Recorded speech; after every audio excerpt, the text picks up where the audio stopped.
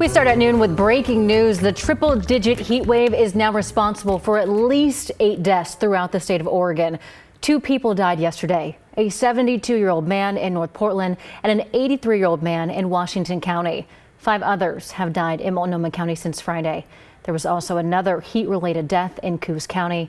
In all of these cases, a medical examiner will determine a final cause of death.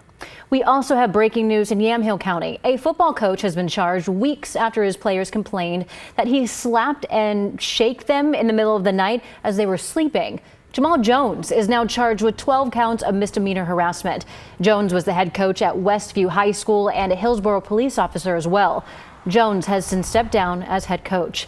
The incident happened on June 25th during a football camp at Linfield University. We talked with the player last month about what happened. I had I had barely been asleep for almost an hour, and I wake up to just a palm to my face, and for me, I was just like, it woke me up instantly. McMinnville PD says Jones turned himself in today. Nearly 100 people were evacuated in Wasco County after a wildfire doubled in size overnight. Now the Larch Creek fire is more than 7,000 acres large. Thomas Schultz spoke to command crews and has more. Well, just a few minutes ago, we heard for the first time from the state fire marshal's office, who says they're worried this fire will continue to grow due to dry, humid, and windy conditions. And near the town of Ty in Wasco County, smoke sits in the valley. All morning long, it's continued to thicken with some flames visible from miles away. Officials say since the Larch Creek fire sparked Tuesday, it spread about 7 miles. Some areas are contained by fire lines, though there's concern the fire will continue to spread south, and already 41 homes have been evacuated. And with this grassy terrain, crews are worried the fire could spread quickly, especially with winds that could reach 35 miles this afternoon. It's our biggest concern, to be honest with you. It's, even the winds now are only supposed to be, 5 to 10 miles an hour. This afternoon is supposed to possibly peak up to 35. And officials say this fire was human caused, so it's not clear yet how it started.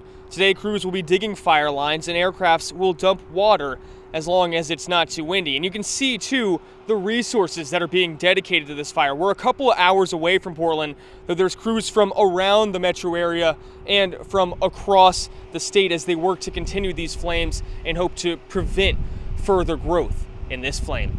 In Wasco County, Thomas Schultz, KGW News. All right, let's bring in meteorologist Rod Hill. Rod, what are the conditions like where this fire is burning? Well, you've got the heat, and I'll get more into that, the wind that Thomas referred to, and it does appear still that the winds will pick up later this afternoon into this evening, practically doubling the wind speeds they've had during the day. Now, keep in mind, you get east of the Cascades, all these colors are still related to heat on our watch warning map. So Wasco County still in the excessive heat warning, where temperatures are on track currently to get up to around 100 degrees this afternoon. And that wind forecast actually calling for west winds gusting to about 35 miles down here in the Dufur and the Friend and the Ty area there in Wasco County. Here's what the temperatures are doing out east. The nearest reporting sites, the Dow's at 93, current numbers, and Bend at 91. So clearly this area, again, still in the excessive heat warning, on track to get up to around 100 degrees. The Oregon Veterans Home camera out in the Dalles shows you how all the grasslands out there have really dried. It was fairly green a week ago before the heat wave moved in, but of course now everything has really dried out. We heard the firefighters talking about that as well. 2:30 this afternoon, here's nearby Maupin. You've got 17-mile-per-hour west winds, but look how the speeds jump as we play into this evening to about 29, eventually gusting as high as 35 miles per hour. That fire started around 12:30, or was first reported yesterday afternoon around 12:30, 7,000 acres and growing already. 84 here in Portland. The excessive heat wave is gone, but hot temperatures remain. 88 at 2. It'll be 94 at 5 o'clock today, and then 87 at 8. Still hot, not nearly as bad as it was. Back to you. Right. All right. Thank you, Rod. And the triple-digit heat is just about out of here. And now is the time to make sure the air conditioners can handle the next blast of extreme weather. Catherine Cook got some advice from the experts. It's very busy. Yeah, we're running more service calls than we've ever run. Andrew Scheid is general manager of Central Air Heating, Cooling, and Plumbing. This week, His crew of 28 servicemen might as well be wearing superhero capes when they show up to customers' homes. I mean, it's stress from the time they call our call center to the time we're trying to get them booked as quick as possible, to the time we get in their home. It's stressful. It's hot. Scheid says when it's back-to-back-to-back hot days like we've had, it's hard enough on a cooling system.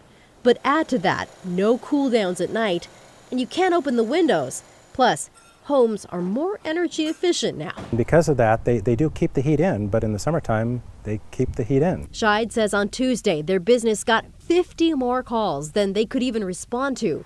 He says right now they're running about a week out for service calls, though depending on the emergency, sometimes same day is possible. When we do get in there and we do help people, we celebrate it. To help prevent cooling system emergencies, Scheid has a couple tips.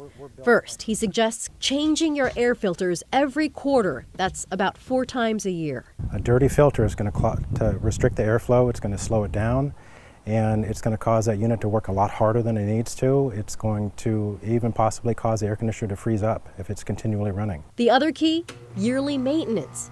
Scheid recommends fall for heating system tune-ups and spring to maintain cooling systems.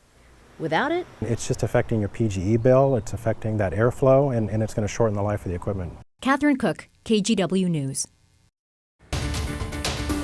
The University of Oregon's football team is holding a vigil tonight for former player Kyrie Jackson, who died in a car accident last Saturday. The 24-year-old was getting ready for his rookie season in the NFL after the Vikings drafted him back in April. Tonight's vigil starts at 8 o'clock at Autzen Stadium and is open to the public.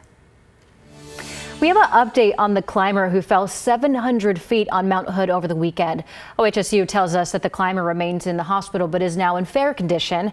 Video released yesterday shows National Guard helicopter briefly touching down on the Hogsback Ridge to airlift 55-year-old Chris Swarzinski to safety. He slipped during his climb early Saturday morning while going up the popular Old Chute route on the south side of the mountain. Luckily, a couple of nearby climbing rangers saw the fall. All of us kind of just meshed in together and knew our place and just got the job done. It is incredibly good teamwork that we fostered over the last several years. The entire rescue took about 6 hours. In the meantime, another climber was rescued on Saturday, this time in Central Oregon. The climber fell down a steep slope of loose rocks near the summit of North Sister.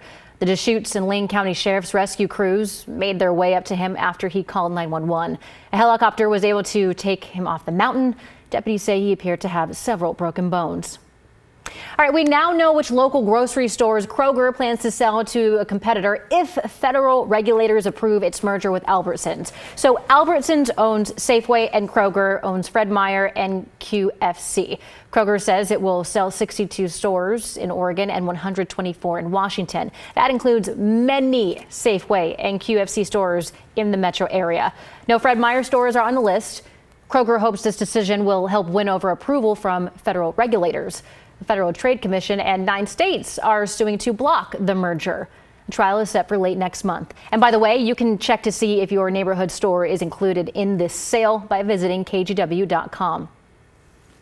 A popular restaurant in Northeast Portland is set to reopen after a devastating fire earlier this year. Ox posted on Instagram that it will be ready to welcome its customers back today. The restaurant along Northeast MLK is a fan favorite. Back in March, a fire destroyed its grill area. The chef and co-owner Greg Denton says there were delays during the repairs, but now they are ready to go.